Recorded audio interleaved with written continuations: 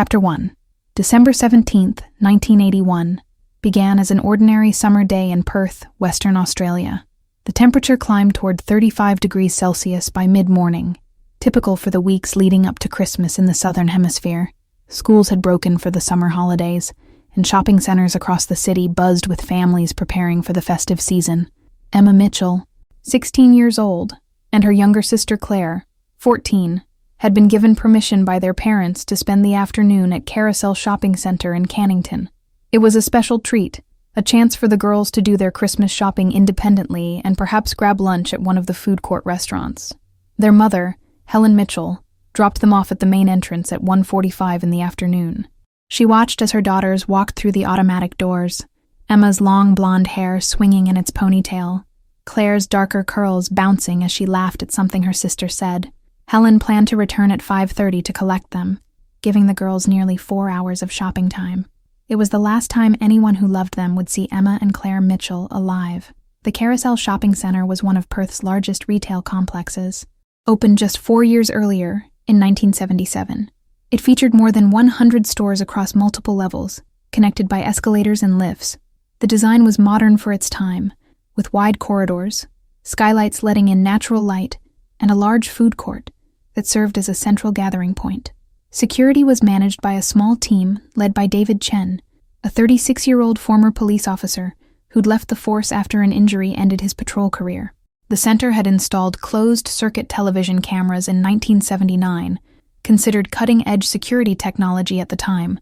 Cameras covered main entrances, the food court, and the multi-level parking garage. Emma and Claire entered the shopping center through the eastern entrance, captured clearly on the security footage. The timestamp read 13:52. Emma wore denim shorts and a pink t-shirt. Claire had on a yellow sundress. Both carried small shoulder bags. Over the next 2 hours, various cameras caught glimpses of the sisters moving through the center. At 14:15, they were seen browsing in a record store. At 14:43, they purchased soft drinks at the food court. At 15:20, they entered a clothing boutique called Fashion First. After that, the trail went cold.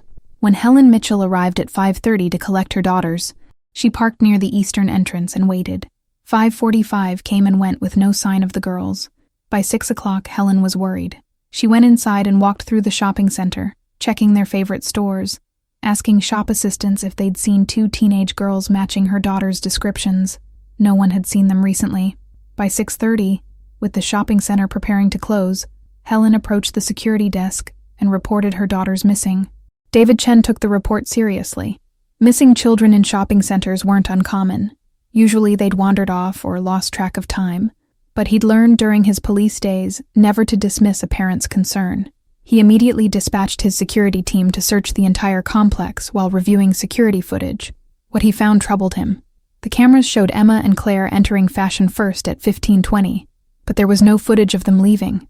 Chen checked the camera covering that section of the corridor. It had functioned properly all afternoon, recording everyone who passed. The sisters should have been visible when they exited the store, but they weren't. Chen expanded his search, checking footage from all cameras, looking for any glimpse of the girls after 15:20. Nothing. It was as if they'd simply vanished inside Fashion First. He went to the store himself, which had closed at 6. The manager, a woman named Patricia Welsh, was cashing up. Chen asked about the Mitchell sisters. Yes, they were in here, Walsh confirmed. 2 girls, teenagers. They looked at some dresses and tried on a few items. I remember because the younger one was very chatty, kept asking her sister's opinion on everything. What time did they leave? Chen asked. Walsh thought for a moment. Around 3:30, I think. Maybe a bit later. The store was busy. I didn't pay close attention to exactly when they left. Did you see which direction they went? No, Walsh said. I was helping another customer. I assumed they went back out into the corridor, but I didn't actually see them go. Chen thanked her and returned to the security office. If the girls had left Fashion First around 15:30 or shortly after, where had they gone? Why weren't they on camera? He reviewed footage from the parking garage cameras. The multi-level car park was accessed from several points within the shopping center. If the girls had decided to go to the car to wait for their mother, that might explain why they weren't seen in the main shopping areas. And there, on the parking garage footage, he found them. The timestamp read 16:27. Emma and Claire Mitchell walked into the parking garage on level 2, heading toward the area where their mother usually parked. They moved purposefully, as if they knew where they were going. Chen watched as the girls walked deeper into the parking area. The camera angle changed, showing them from a different position. They were passing between rows of parked cars when the footage suddenly went black. Chen frowned and checked the system. According to the logs, the parking garage camera had experienced a technical malfunction at 16:28 and hadn't come back online until 17:15. The exact period when the Mitchell sisters would have been in the garage was missing from the recording. A cold feeling settled in Chen's stomach. He'd worked with these cameras for 2 years. They were reliable, rarely malfunctioned. For one to fail at this exact moment seemed like an impossible coincidence. By 7 o'clock, with the shopping center closed and no sign of the Mitchell girls, Chen called the police. Chapter 2. Detective Senior Sergeant James Whitfield arrived at Carousel Shopping Center at 7:45. He was a tall man with graying hair and a weathered face that reflected 27 years in the Western Australia police force. He'd worked everything from petty theft to homicide, and he had an instinct for when something was seriously wrong. This felt seriously wrong. He was accompanied by Detective Constable Sandra Cooper, a relatively new addition to the Criminal Investigation Branch, who'd quickly proven herself capable and thorough. Together, they met with David Chen in the security office and reviewed everything he'd discovered. So the last definite sighting is them entering the parking garage at 16:27, Whitfield said, watching the footage for the third time. Then the camera fails. For how long? 47 minutes, Chen replied. It came back online at 17:15. By then, the girls were gone. Show me the footage after it came back online, Whitfield instructed. Chen queued up the recording. The parking garage, now with far fewer cars as people had left for the day. No sign of the Mitchell sisters, no sign of anything unusual. Cooper leaned forward, studying the screen. What about the other cameras? The ones covering the exit ramps? Chen switched feeds. Those cameras had worked perfectly all afternoon. They showed various vehicles leaving the garage, but none contained 2 teenage girls that Cooper and Whitfield could see. They would have had to leave in a vehicle, Cooper said. 2 girls on foot would be noticed, especially carrying shopping bags, unless they weren't carrying bags anymore, Whitfield noted. Mr. Chen, were any shopping bags or personal items found in the garage? We did a thorough search before you arrived, Chen said. Found nothing belonging to the girls. No bags, no purses, nothing. Whitfield turned to Cooper. Get the parents here. We need recent photos and detailed descriptions. And contact the media liaison. I want this on the late news tonight. The more eyes looking for these girls, the better. While Cooper made the calls, Whitfield walked through the shopping center himself, retracing the route the sisters had taken. From the eastern entrance, through the corridors to Fashion First, then the path to the parking garage. He timed it, 8 minutes at a casual walking pace. He examined the area around Fashion First carefully. The store was located in a section of the mall that had consistent camera coverage. There was no way the girls could have left through the main corridor without being seen. But there were other possibilities. Service corridors, Whitfield said when Chen joined him. Where do they go? Chen pulled out a floor plan. There are service corridors behind all the retail spaces. They're used for deliveries, rubbish removal, employee access. They connect to the loading docks at the back of the building. Are they accessible from inside the stores? Most stores have a back door to the service corridor, Chen confirmed, but they're usually kept locked. Only staff have keys. Usually, Whitfield repeated. But not always? Chen hesitated.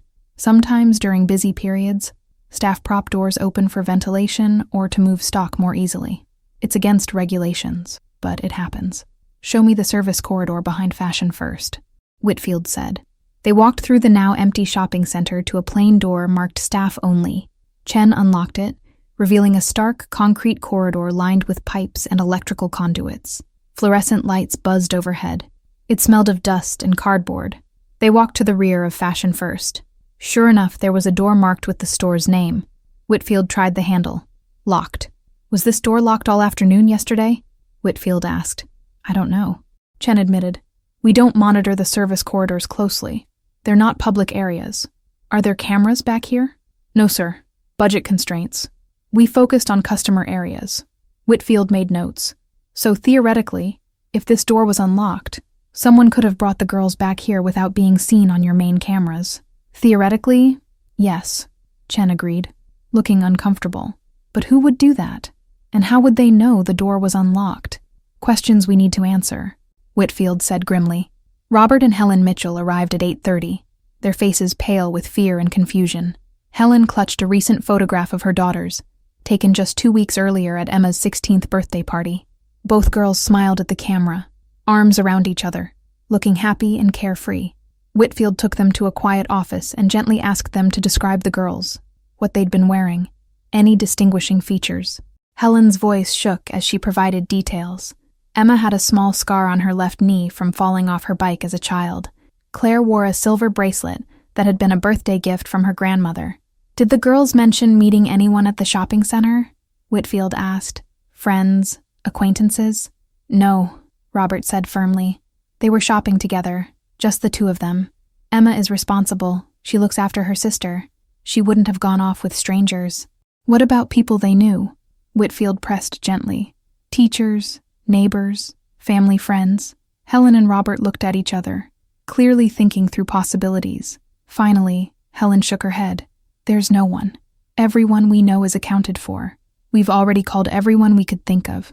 No one has seen them. By 9 o'clock that night, a full-scale search was underway. Police officers combed through Carousel Shopping Center and the surrounding area. The Perth media ran stories on the late news showing photographs of Emma and Claire Mitchell and asking anyone with information to contact police. Tips began coming in immediately. Someone thought they'd seen 2 girls matching the description at a bus stop. Another caller reported seeing them at a different shopping center. Each lead was investigated.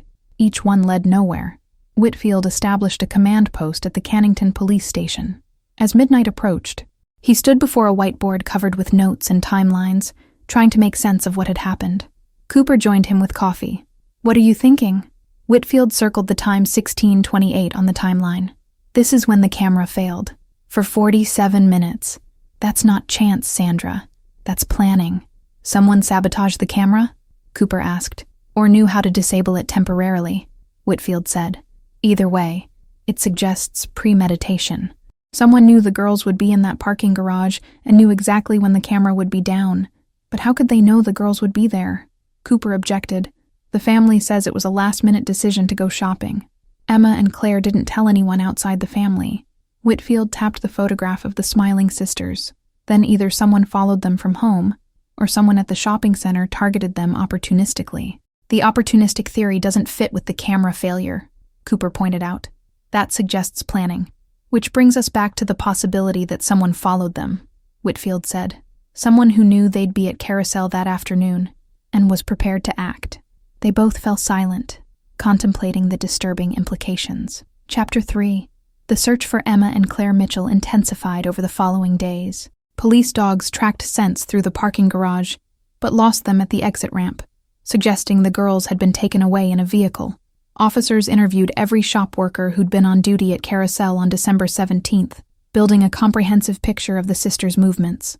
Patricia Walsh, the fashion-first manager, provided more details under thorough questioning. She described the girls as polite and well-behaved. Emma had tried on a dress but decided it was too expensive. Claire had been more interested in accessories, spending time looking at scarves and jewelry. Did anyone show unusual interest in them while they were in your store? Whitfield asked. Walsh thought carefully. The store was busy that afternoon. Lots of Christmas shoppers. But now that you mention it, there was a man who came in shortly after the girls. He didn't look at merchandise, just sort of wandered around. I remember thinking it was odd because men don't usually browse alone in a women's clothing store. Can you describe him? Cooper asked, pen poised over her notebook. Middle-aged, maybe 40 or 45, Walsh said. Average height, average build. He wore sunglasses inside, which I thought was strange. Dark hair, I think, though he had a cap on. Jeans and a polo shirt. Did you see him follow the girls when they left? I didn't see the girls leave, Walsh reminded them. And I don't know when the man left either. Like I said, it was busy. Whitfield arranged for Walsh to work with a police sketch artist. The resulting image showed a nondescript middle-aged man in sunglasses and a cap. It could have been almost anyone. The sketch was released to the media on December 20th, 3 days after the disappearance.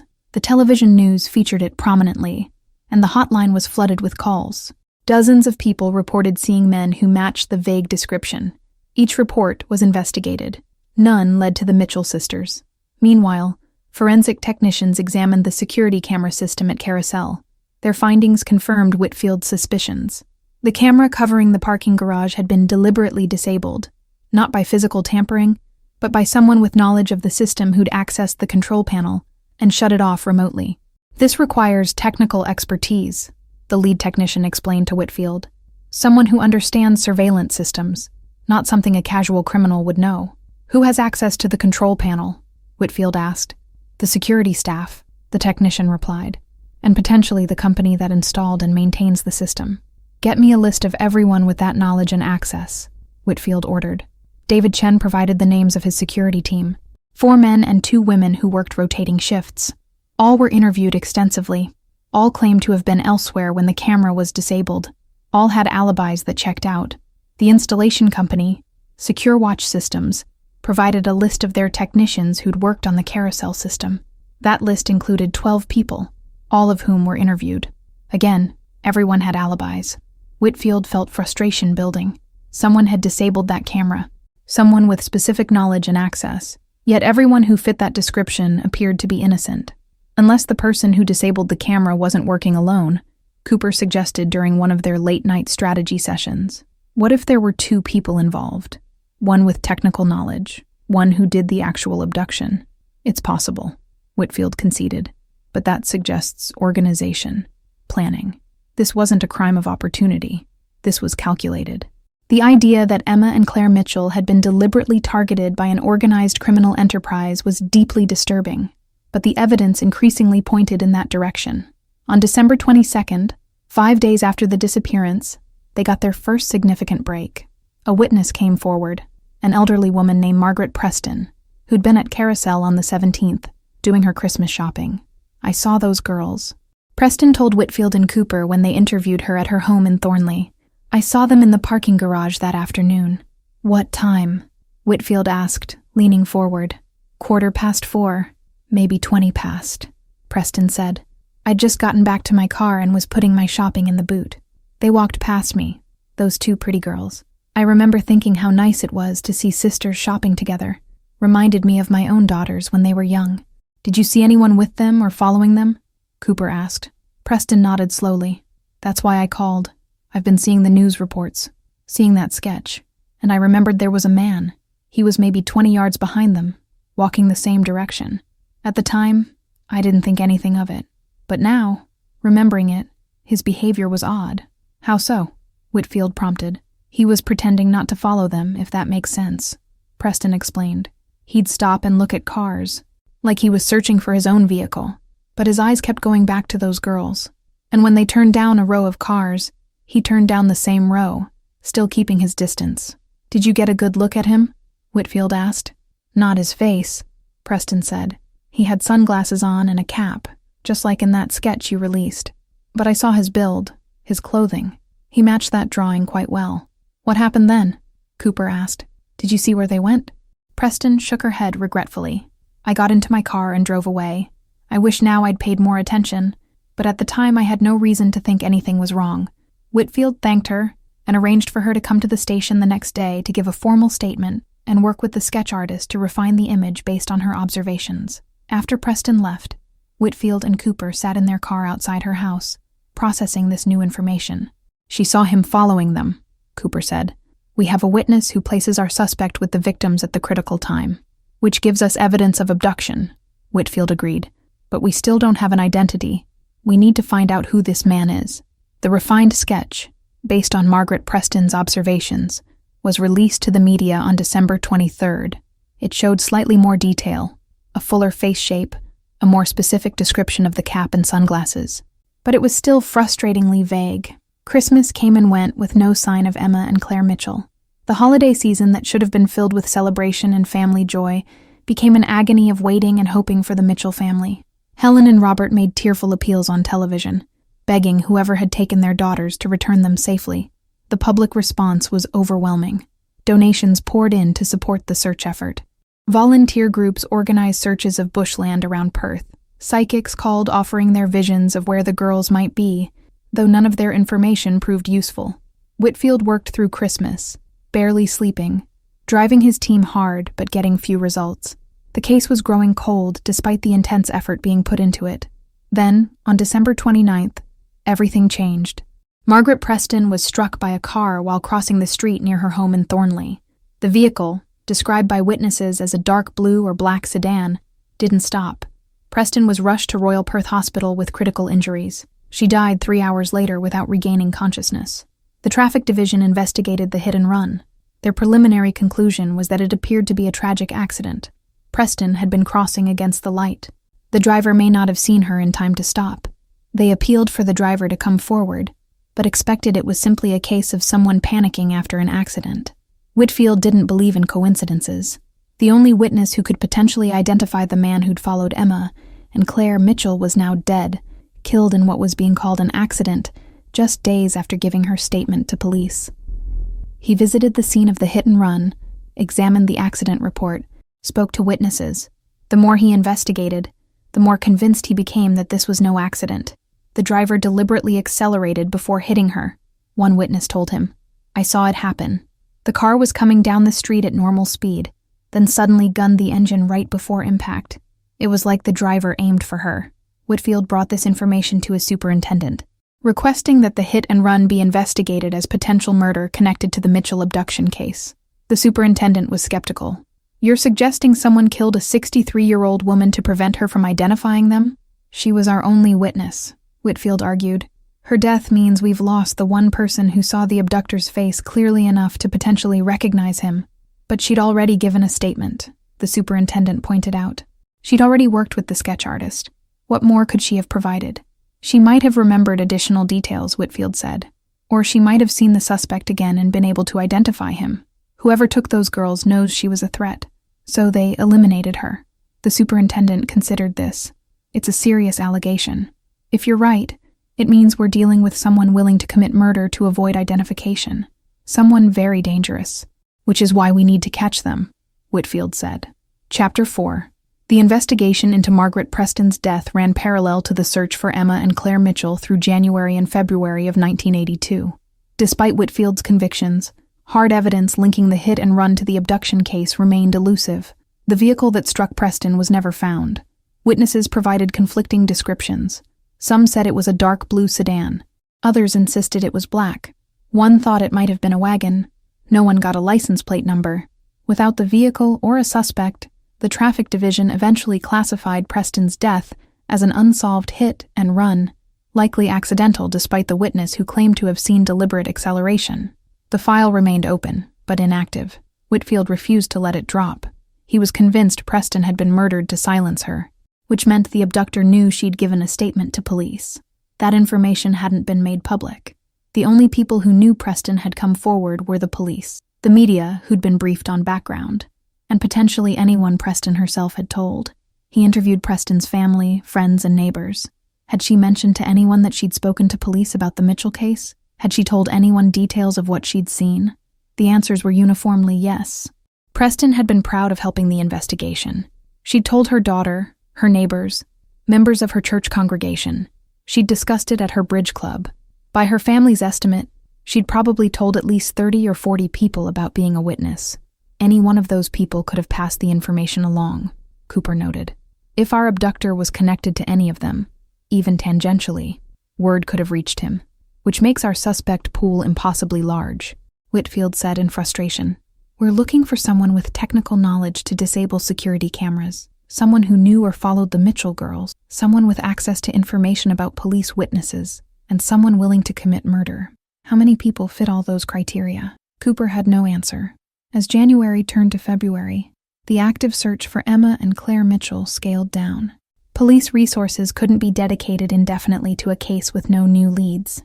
The investigation remained open and assigned to Whitfield, but the large team that had been assembled was redirected to other cases. The Mitchell family struggled through the aftermath. Helen took a leave of absence from her teaching job, unable to function normally. Robert threw himself into work, using long hours at the engineering firm as an escape from the empty house. Emma's bedroom remained exactly as she'd left it on December 17th. Claire's collection of stuffed animals still lined her bed. Whitfield visited the family regularly, updating them on the investigation, even when there was little new to report. He felt a responsibility to them, a need to provide some measure of hope, even as his own optimism faded. On February 14th, Valentine's Day, a package arrived at the Mitchell home. It was addressed to Robert and Helen in typed letters. No return address. The postmark showed it had been mailed from Perth 2 days earlier. Robert opened it carefully. Inside was a small jewelry box wrapped in tissue paper. His hands shook as he unwrapped it. The box contained a silver bracelet, the one Claire Mitchell had been wearing when she disappeared. Helen's scream brought neighbors running. Police were called immediately. Whitfield arrived within 30 minutes, bringing forensic technicians with him. The package, box, and bracelet were all carefully examined for fingerprints, DNA, any trace evidence. The postmark and typed address were analyzed. Every aspect was scrutinized. The results were disappointing. No fingerprints except those of the mail carrier and the Mitchells. No DNA that could be traced. The typing had been done on a common typewriter model, impossible to identify specifically. The packaging materials were generic, available at any stationery store, but the bracelet was definitely Claire's. Helen identified it with certainty, pointing out a small dent on one side where Claire had banged it against a table leg months earlier. "Why send it now?" Cooper asked, as she and Whitfield reviewed the evidence at the station. Nearly 2 months after the abduction, Whitfield studied the photograph of the bracelet. "To taunt us, to remind the family that he has their daughters, to demonstrate his power." "But what's the purpose?" Cooper pressed. "Criminals who send tokens of their victims usually have demands. They want ransom or attention or something. This package had no note, no message, no demands. Maybe the message is the lack of a message," Whitfield suggested. "Maybe he's telling us that he can do whatever he wants, and we can't stop him." The package was analyzed by criminal psychologists. Their profile of the sender was disturbing. He was organized, patient, and sadistic. The act of keeping the bracelet for 2 months before sending it suggested he enjoyed the anticipation, the planning. He was intelligent enough to avoid leaving evidence, and he was confident enough to contact the victim's family directly. The profile also suggested the girls were likely dead. Keeping victims alive for 2 months would be difficult and risky.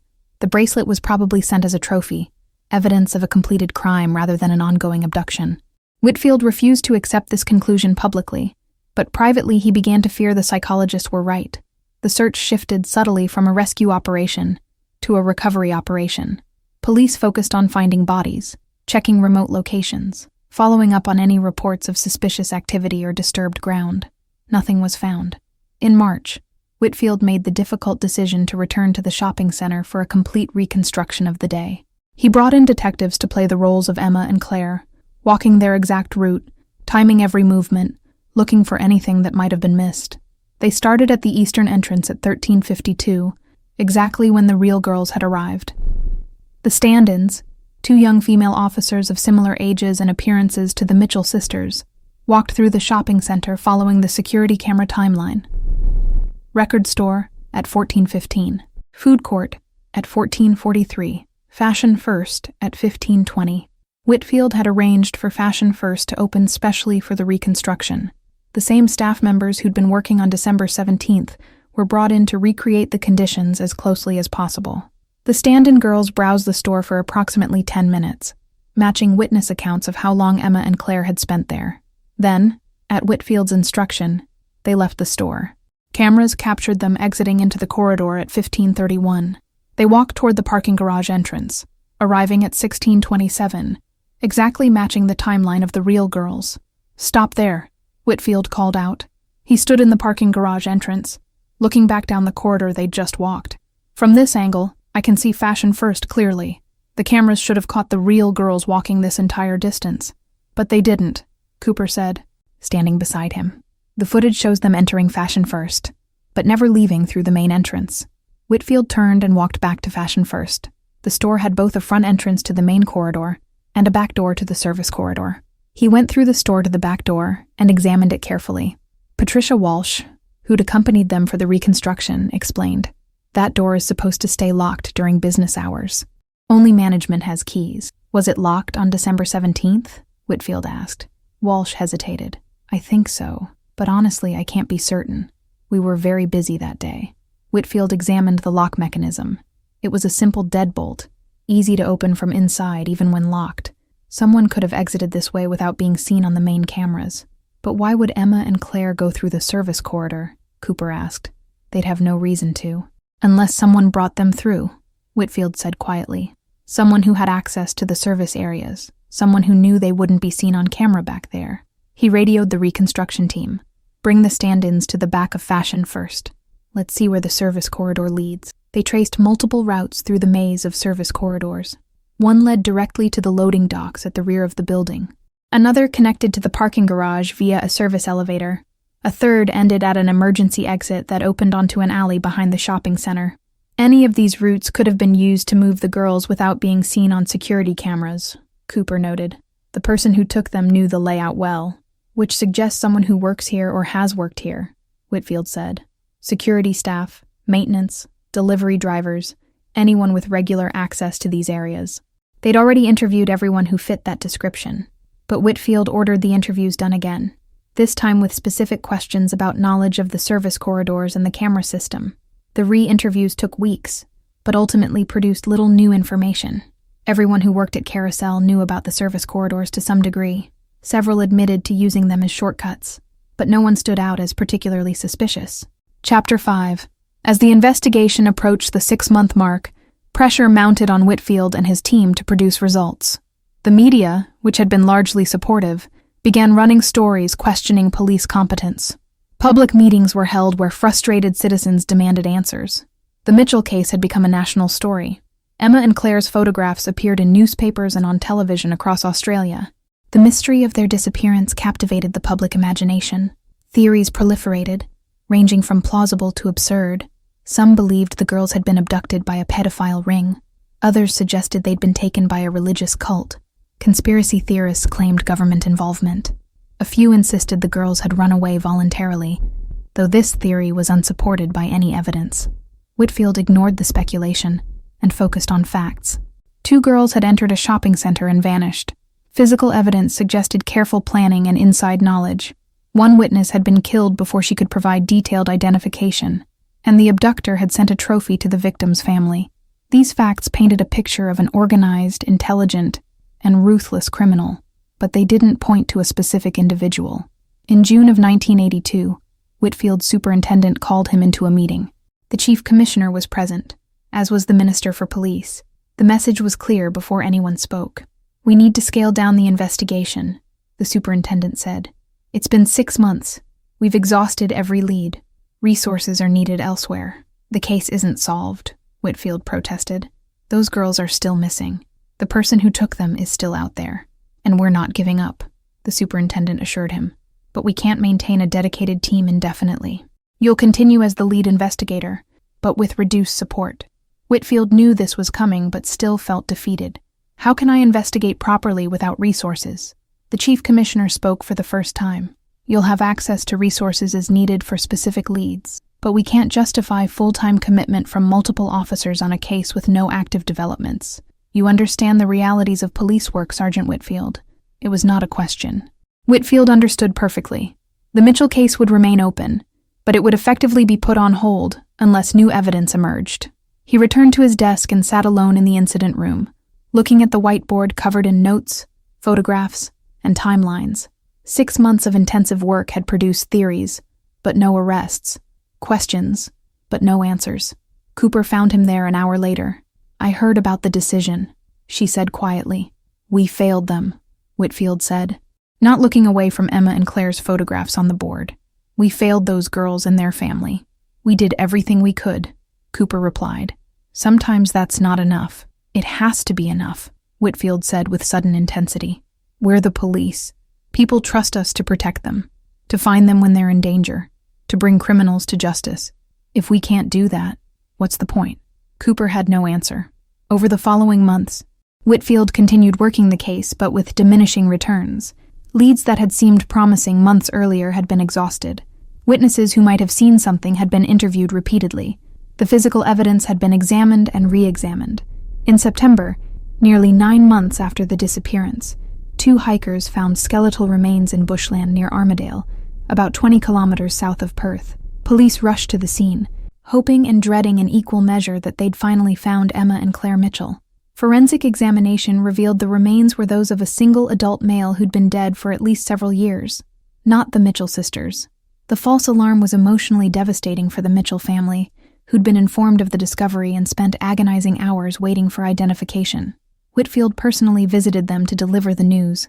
Seeing relief and disappointment wore on their faces. "We don't know if they're alive or dead," Helen said, her voice hollow. "Part of me hopes they're alive somewhere, even if they're suffering, because at least there's a chance we could get them back. But another part of me almost hopes they died quickly, that they didn't suffer for long. What kind of mother thinks that way? A mother in an impossible situation," Whitfield said gently.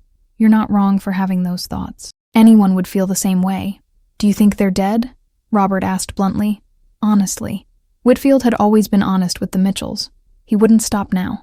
"Based on my experience and the evidence we have, I think it's likely, but I don't know for certain. And until we find them, or find who took them, there's always a possibility I'm wrong." The first anniversary of the disappearance passed in December of 1982. The media ran retrospective stories. The Mitchells held a memorial service at their church, though technically it wasn't a funeral since there were no bodies. Whitfield attended, sitting in the back pew, feeling the weight of his failure. The investigation continued through 1983 and into 1984, but it had become a cold case in all but name. Whitfield spent a few hours a week reviewing files, following up on occasional tips that came in, but nothing substantive developed. In mid-1984, he was promoted to detective inspector and given a new assignment, leading a team investigating a series of armed robberies. The Mitchell case remained on his desk, but it was no longer his primary focus. Cooper had been reassigned months earlier to other investigations. The incident room at Cannington Police Station was repurposed. The whiteboard was cleaned, the photographs taken down. The physical evidence was catalogued and stored. The case files were boxed up and archived. To the public, the disappearance of Emma and Claire Mitchell gradually faded from immediate memory, becoming another unsolved mystery in Australia's criminal history. For those directly involved, the family and the investigators, the case never truly closed. Chapter 6. Years passed. Whitfield continued his police career, rising through the ranks, working hundreds of other cases. But Emma and Claire Mitchell haunted him. Their photographs remained in a folder in his desk drawer. Once a year, on December 17th, he pulled out the file and reviewed it, looking for something he might have missed. He never found it.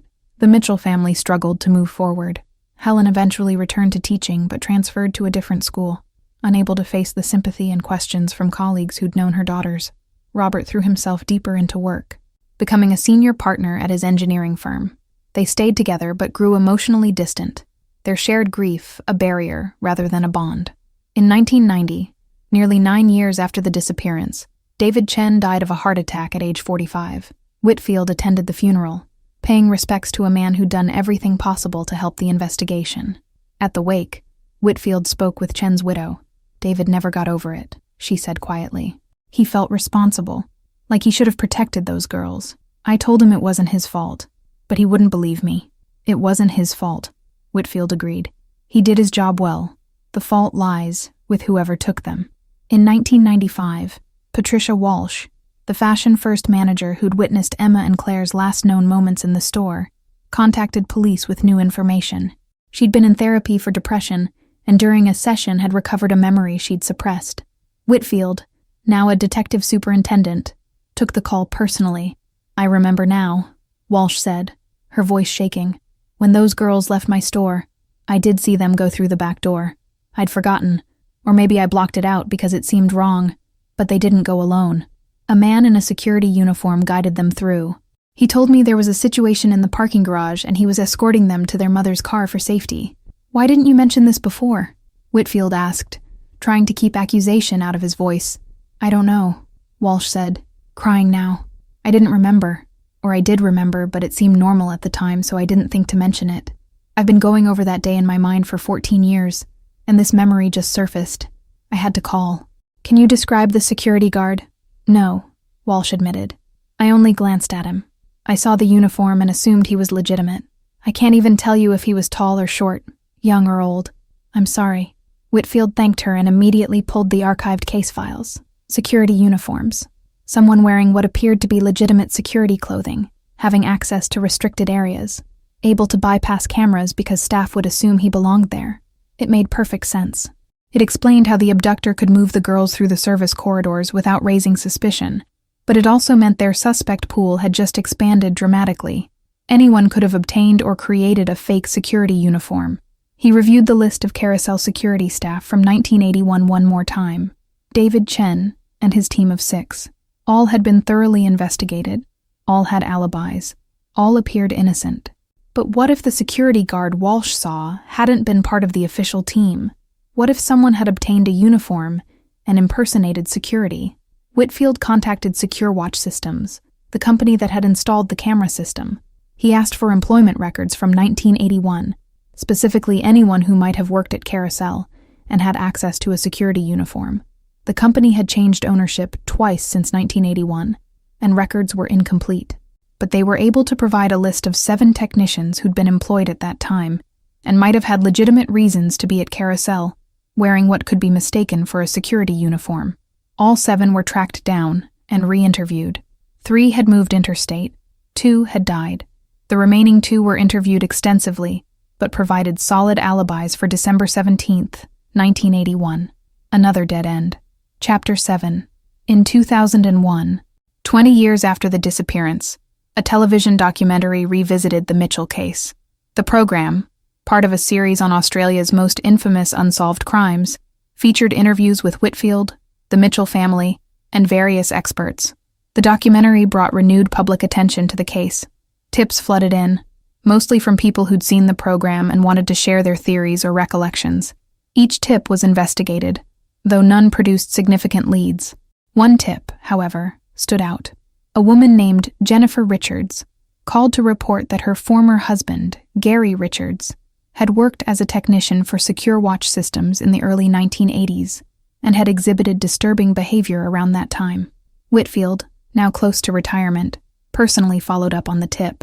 He drove to Jennifer Richards' home in Bunbury, 2 hours south of Perth, to interview her.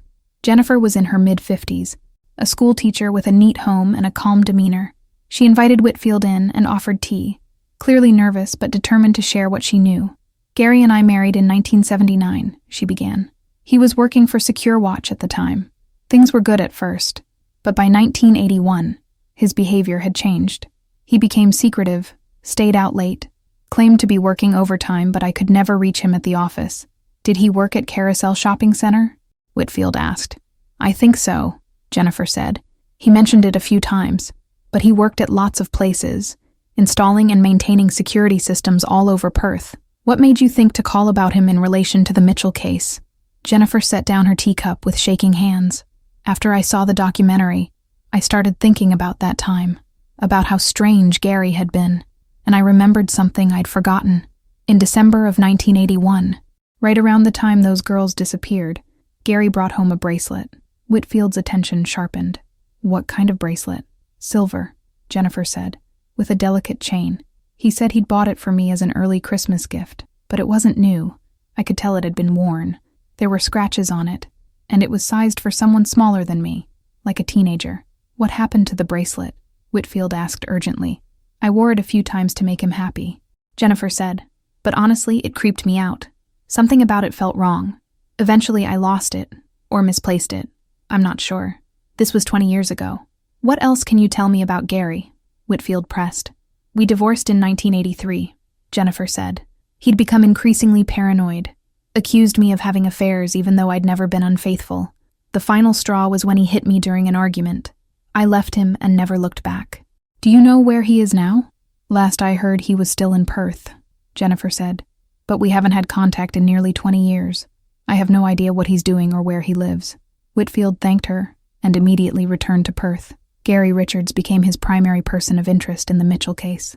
He assigned 2 detectives to locate and conduct surveillance on Richards, while he compiled everything known about the man. Gary Richards, now 56 years old, lived alone in a small house in Gosnells, a suburb southeast of Perth. He worked as a handyman, doing odd jobs for various clients. He had a criminal record for assault stemming from a domestic violence incident in the late 80s. He'd served 18 months in prison.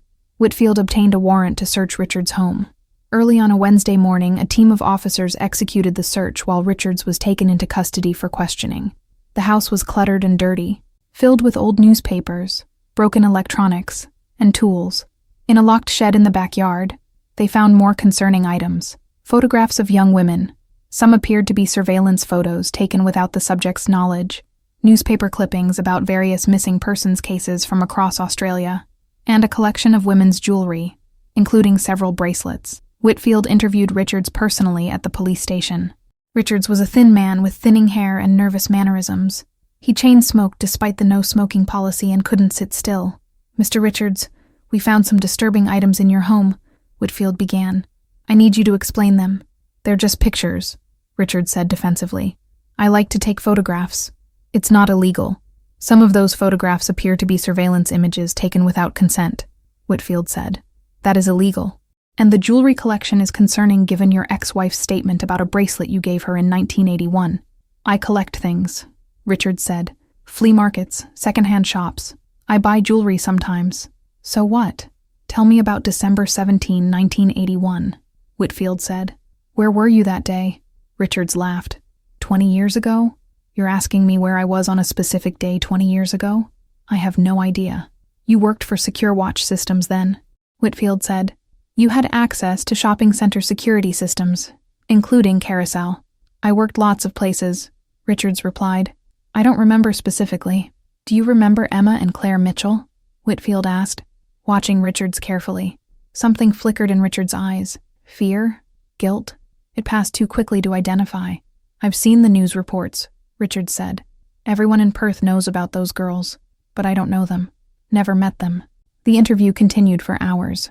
Richards maintained his innocence, claimed his photograph collection was innocent hobby, insisted the jewelry had been bought legally. He provided no specific alibi for December 17, 1981, but argued that the lack of alibi after 20 years proved nothing. Whitfield knew he didn't have enough for an arrest. Suspicious behavior and a collection of disturbing items weren't proof of murder or abduction. He needed physical evidence linking Richards to the Mitchell sisters. Forensic teams examined every item seized from Richards's home. DNA technology had advanced significantly since 1981. If any of the jewelry or photographs could be connected to Emma or Claire Mitchell, it would be the break they needed. The analysis took weeks. In the end, none of the jewelry was conclusively matched to the Mitchell sisters. The silver bracelets in Richards' collection were similar to Claire's missing bracelet, but not identical. Without the actual bracelet for comparison, and with no DNA evidence available from items that had been handled by multiple people over decades, forensic confirmation was impossible. The photographs were similarly inconclusive. Some showed young women who resembled Emma and Claire, but the images were poor quality, and the subjects could have been anyone. Richards claimed they were photos he'd taken at public events and locations, which, if true, wouldn't be illegal, even if creepy. After 6 weeks, Whitfield was forced to release Richards without charges. There simply wasn't enough evidence to proceed to trial. The decision was devastating. Whitfield was convinced Richards was involved in the Mitchell disappearance, possibly as the abductor, possibly as an accomplice. But conviction required proof beyond reasonable doubt, and they didn't have it. Richards immediately left Perth. Whitfield assigned officers to track his movements, but surveillance had to be discontinued after a few weeks due to resource constraints. Richards settled in Queensland, as far from Perth as he could get while remaining in Australia. Chapter 8. Whitfield retired from the Western Australia Police Force in 2003, after 45 years of service. At his retirement party, colleagues toasted his distinguished career and many successful investigations, but Whitfield's mind was elsewhere, stuck on the one case he'd never solved. In retirement, he became obsessed with the Mitchell disappearance in ways his professional duties had previously prevented. He dedicated a room in his home to the case, covering walls with maps, photographs, timelines. He tracked down every person tangentially connected to the investigation and re-interviewed them. His wife worried about his mental health. "You need to let this go," she told him repeatedly. "It's been over 20 years. You've done everything you could." But Whitfield couldn't let it go. Emma and Claire Mitchell deserved justice. Their family deserved answers. And he was convinced those answers existed somewhere, waiting to be discovered. In 2005, advances in DNA technology prompted Western Australia police to review several cold cases, including the Mitchell disappearance. Evidence that had been collected in 1981 was re-examined with modern forensic techniques. The results were disappointing. Most of the physical evidence had degraded over 24 years of storage. What little DNA could be extracted was contaminated by handling over the decades, or was insufficient for analysis. However, one item did yield results. A fiber found on the Fashion First Service door in 1981, preserved as potential evidence, was analyzed with modern methods. The fiber was identified as coming from a specific type of security uniform manufactured by a company called TrueGuard that supplied uniforms to several security firms in Western Australia during the early 1980s, including secure watch systems. This finding supported the theory that someone in a security uniform had taken the girls through the service corridor, but it didn't identify who. Whitfield contacted every security company that had used TrueGuard uniforms in 1981. He obtained employee records, cross-referenced names with the list of people who'd had access to Carousel. The process took months of painstaking work. One name appeared on multiple lists: Michael Drayton. He'd worked as a security contractor in the late 70s and early 80s, doing shifts for various companies. He'd worked at Carousel on several occasions in 1981, including once in November, just weeks before the Mitchell sisters disappeared. Whitfield investigated Drayton thoroughly. He was now 61 years old, living in Mandurah, south of Perth. He'd left the security industry in the mid-80s and worked various jobs before retiring on disability in the late 90s. Running background checks revealed disturbing information. Drayton had been investigated in 1984 in connection with the assault of a teenage girl, though charges were never filed due to insufficient evidence. In 1992, he'd been questioned about the disappearance of a young woman in Mandurah, again without charges resulting. This was the pattern Whitfield had been looking for. A man with access to Carousel, knowledge of security systems, a history of being investigated but never convicted. Michael Drayton fit the profile perfectly. Whitfield brought his findings to the Western Australia Police. They agreed to reopen the active investigation of the Mitchell case with Drayton as the primary suspect. Surveillance was established. Drayton's financial records, phone records, and associates were examined. The investigation revealed that Drayton had traveled to Queensland in 2001, shortly after Gary Richards had moved there. Phone records showed multiple calls between them over the following years. This connection electrified the investigation. Two suspects with disturbing histories, both with access to Carousel in 1981, both in contact with each other. Had they worked together? Was one the abductor and the other an accomplice? In March of 2006, police obtained warrants to search Drayton's home and arrest him for questioning. A coordinated operation also saw Gary Richards arrested simultaneously in Queensland. The searches of both homes yielded disturbing finds. In Drayton's garage, police discovered a storage unit containing women's clothing, jewelry, and personal items that had no legitimate reason to be there. Among them was a school identification card belonging to Emma Mitchell, the one she'd been carrying the day she disappeared. The discovery was a breakthrough. Drayton was formally arrested and charged with the abduction and murder of Emma and Claire Mitchell. Richard's home in Queensland also yielded evidence. In a locked box in his bedroom, police found photographs, not surveillance images this time, but Polaroid pictures that appeared to show two young women who closely resembled Emma and Claire Mitchell. The photos were of poor quality, and the subjects' faces were partially obscured, but forensic analysis suggested they were likely the missing sisters. The photos appeared to have been taken in some kind of basement or underground room with concrete walls. The subjects were restrained and appeared distressed. The images were horrifying evidence of what the girls had endured. Both Drayton and Richards were charged with abduction, unlawful imprisonment, and murder. The cases were prepared for trial. Chapter 9. The trial of Michael Drayton began in August of 2007 at the Supreme Court of Western Australia in Perth. The prosecution presented a comprehensive case built on physical evidence, witness testimony, and circumstantial connections. They established that Drayton had worked at Carousel multiple times in 1981 and had the knowledge to disable the security camera. They presented the fiber evidence linking him to the service corridor. They showed the jury Emma Mitchell's identification card found in his home, and they presented expert testimony analyzing the Polaroid photographs found at Richard's home, suggesting they depicted the Mitchell sisters. Drayton's defense attorney argued that the identification card could have been obtained innocently, that Drayton collected various items from his security work over the years. The fiber evidence, the defense claimed, merely proved he'd been in the service corridor at some point, not necessarily on the day of the abduction, and the photographs, while disturbing, couldn't be definitively proven to show Emma and Claire. The prosecution called Robert and Helen Mitchell to testify. They identified items found in Drayton's possession as belonging to their daughters. Helen broke down on the stand when shown Emma's identification card, confirming it was the one her daughter had been carrying on December 17, 1981. Margaret Preston's daughter testified about her mother's witness statement and her subsequent death in the hit and run. The prosecution suggested, though couldn't prove definitively, that Drayton had been responsible for Preston's death to silence her testimony. David Chen's widow testified about her late husband's cooperation with the investigation and his conviction that the security system had been deliberately tampered with by someone with inside knowledge. The most damaging evidence came from a former associate of Drayton's, a man named Thomas Warner, who'd worked security with Drayton in the early 1980s. Warner testified that Drayton had expressed inappropriate interest in teenage girls, had made disturbing comments about wanting to collect pretty young women, and had once showed Warner photographs of girls he'd taken without their knowledge.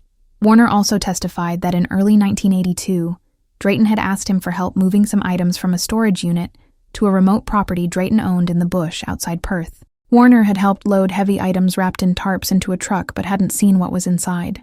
Now, he testified, he believed he'd helped Drayton dispose of the Mitchell sisters' bodies. Drayton took the stand in his own defense, denying all allegations. He claimed the items found in his home had been collected innocently over years of working in security. He said he had no memory of working at Carousel specifically, and certainly hadn't abducted anyone. He suggested he was being framed, that someone had planted Emma's identification card in his belongings. Under cross-examination, the prosecution destroyed his credibility.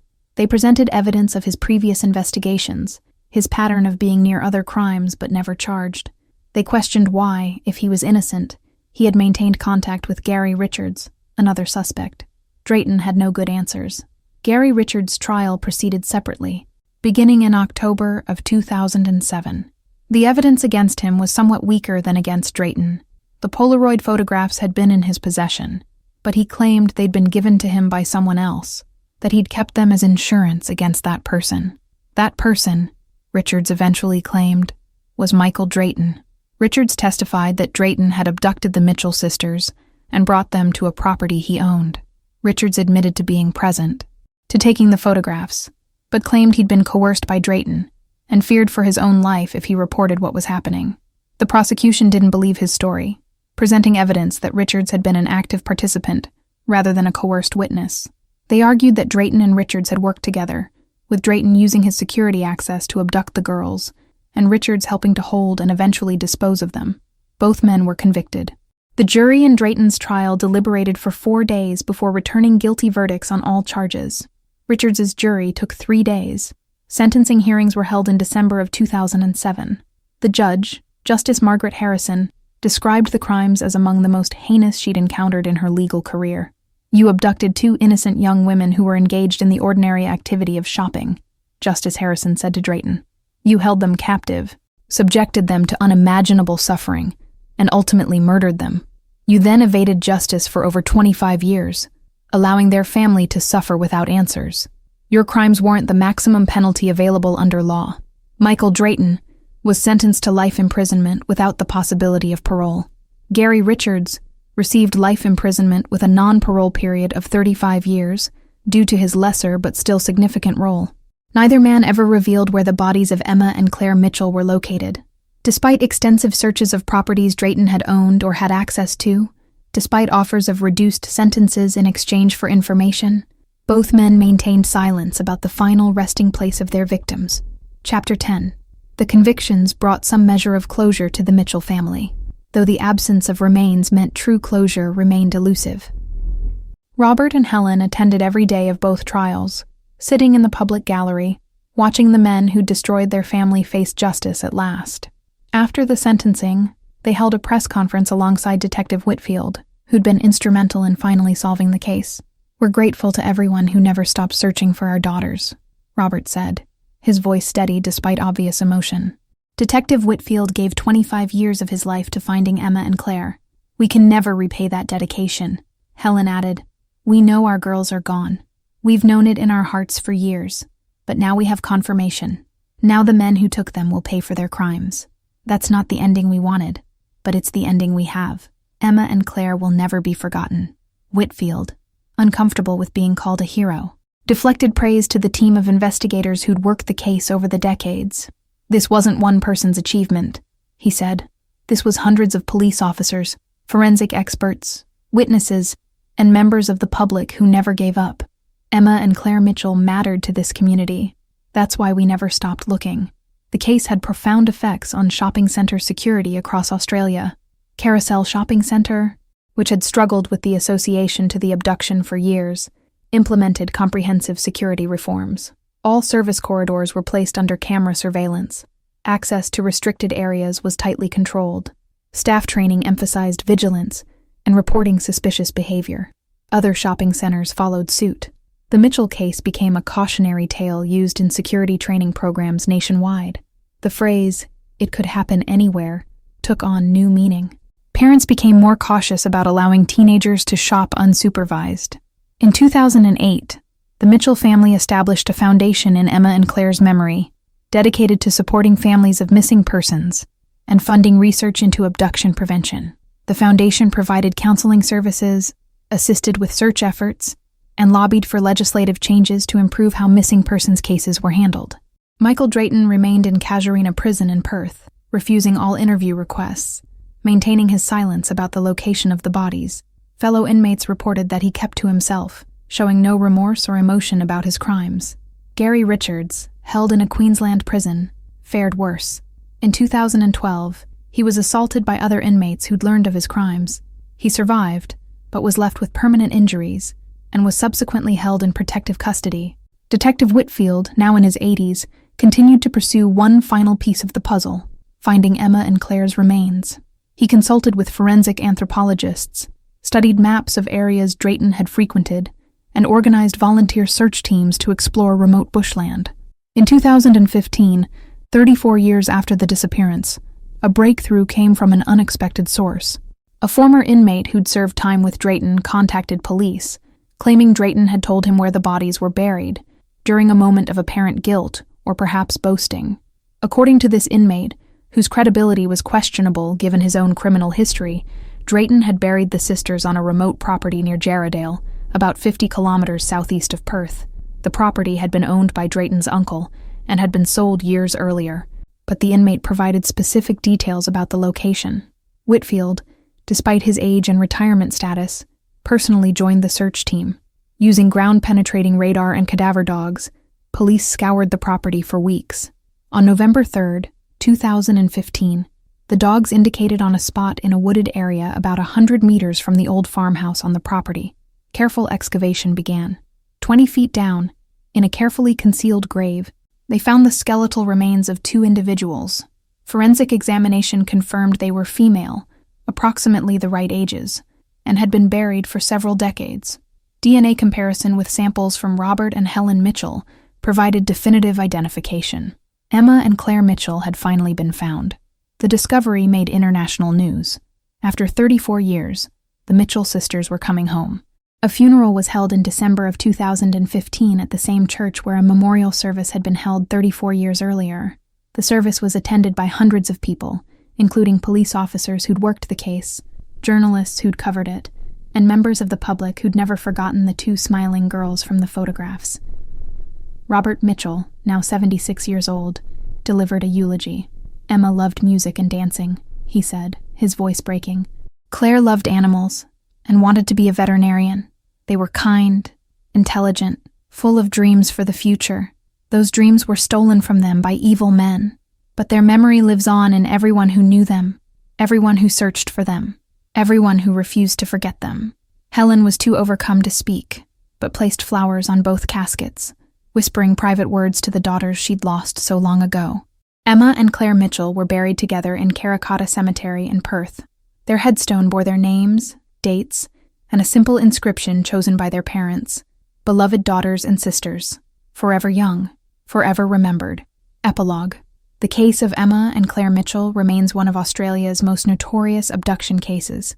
It's studied in criminology courses, referenced in discussions of missing persons investigations, and remembered as both a tragedy and a testament to perseverance. Detective James Whitfield died in 2018 at age 87. His obituary called him one of Western Australia's finest investigators, noting that he'd solved over 200 major cases during his career. But those who knew him understood that the Mitchell case had defined him, driven him, haunted him, until the day the sisters were finally found. At his funeral, Sandra Cooper, his former partner who'd remained close to him through retirement, delivered a eulogy. "Jim never gave up on those girls," she said. "When everyone else said the case was hopeless, when resources were pulled, when years passed with no leads, Jim kept working. He kept believing they could be found, and because of his dedication, they were. That's the mark of a great detective. That's the measure of the man we're honoring today." The Mitchell Foundation continues its work, having helped hundreds of families dealing with missing loved ones. Robert Mitchell remained active in the foundation until his death in 2020 at age 81. Helen continues to serve on the board, now in her 80s, but still committed to honoring her daughter's memory by helping others. Michael Drayton died in prison in 2021 at age 76. He never expressed remorse, never explained his motives, never provided details about what happened to Emma and Claire beyond what evidence and testimony had revealed. He was buried in an unmarked grave in the prison cemetery. UNM mourned, except perhaps by the few family members who'd maintained contact despite his crimes. Gary Richards remains imprisoned in Queensland, serving his life sentence. Now in his 70s and in poor health, he continues to maintain he was a coerced participant rather than an active accomplice, though no one believes him. The Carousel Shopping Center still operates in Cannington, though it's been extensively renovated and expanded since 1981. The management has placed a small memorial plaque near the eastern entrance, the spot where Emma and Claire were last seen on security cameras. The plaque simply reads, "In memory of Emma and Claire Mitchell, December 17th, 1981. You are not forgotten." Every December 17th, people leave flowers at the plaque. Roses, lilies, simple bouquets with cards expressing sympathy for the family or determination that such crimes should never happen again. The Mitchell sisters, who would now be in their 50s had they lived, remain frozen in public memory as teenagers, forever 16 and 14, forever walking through a shopping center on a summer afternoon. The case changed how Australia approaches missing persons investigations. The Mitchell case led to reforms including faster response times when children are reported missing, better coordination between jurisdictions, improved forensic capabilities, and public awareness campaigns about personal safety. But perhaps the most lasting impact is the reminder that evil can strike anywhere, at any time. A shopping mall in suburban Perth seemed like one of the safest places two teenage girls could be. Yet it became the site of their abduction, the beginning of a nightmare that lasted 26 years before the truth was finally revealed. The case also demonstrates the importance of never giving up. James Whitfield and countless others worked for decades on a case that seemed hopeless. They faced dead ends, false leads, bureaucratic obstacles, and public criticism. But they persisted, and ultimately, they succeeded in bringing two murderers to justice and giving a family the closure they desperately needed. For those who study the case, several lessons emerge. First, the importance of preserving evidence properly, even in cases that seem unsolvable, because technology advances and old evidence can become newly relevant. Second, the value of witness testimony, as Margaret Preston's observations proved crucial, even though she died before being able to provide fuller details. Third, the need for systematic investigation of all potential suspects, as both Drayton and Richards had been questioned early, but not thoroughly enough. And finally, the case reminds us of the human cost of unsolved crimes. For 26 years, the Mitchell family lived in agony, not knowing what had happened to their daughters. That suffering, multiplied across all the families dealing with missing loved ones, represents a profound failure of justice that society must work harder to prevent. The story of Emma and Claire Mitchell is ultimately a tragedy. Two young lives cut short, a family devastated, a community traumatized. But it's also a story of dedication, perseverance, and the refusal to let evil triumph completely. Detective Whitfield's final entry in his case notes, written the day Emma and Claire were found, summarized it best. After 34 years, these girls can finally rest in peace.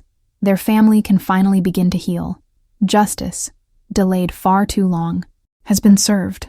My only regret is that it took so long. My only satisfaction is that we never stopped trying. Those words stand as both an epitaph for two lost young women and a testament to all those who refuse to let the innocent be forgotten, who work tirelessly to bring light to darkness, who never stop seeking truth, even when it seems impossibly distant. Emma and Claire Mitchell disappeared on December 17, 1981. They were found on November 3, 2015. The time between those dates represents thousands of hours of investigation, countless tears shed by family and friends, and the unwavering determination of people who believed that every victim deserves justice, no matter how long it takes. The case is closed. The perpetrators were caught and convicted. The victims were found and laid to rest. But the memory of two sisters, stolen from their family on a summer afternoon at a shopping mall, endures. Their story continues to resonate, to educate, and to remind us all that vigilance and compassion are not optional but essential. In the end, the horror of the mall abduction of 1981 was not just what happened to Emma and Claire Mitchell, but how easily it could have been prevented if security had been better, if witnesses had been more alert, if society had taken the protection of young people more seriously. Their legacy is that now we do. Because of them, shopping centers are safer. Because of them, missing persons cases are handled more urgently. Because of them, families in similar situations receive more support. Emma and Claire Mitchell were stolen from us, but their impact, the changes they inspired, the awareness they raised, continues to protect others. That's not the legacy they would have chosen, but it's a legacy that ensures they will never be forgotten. And in the end, perhaps that's the most important thing, that we remember, that we learn, that we do better. Two sisters disappeared in 1981, but their story, their memory, and the justice finally served in their names will echo far beyond their short lives, touching people who never knew them, in places and times they never reached, but whose lives are safer because of what happened after they were taken. That's the true ending to this horror. Not the abduction, not the murder, not even the convictions, but the ongoing commitment to remember, to protect, and to never let such a tragedy be forgotten or be in vain. Emma and Claire Mitchell, forever young, forever remembered, forever making the world a safer place, even in their absence.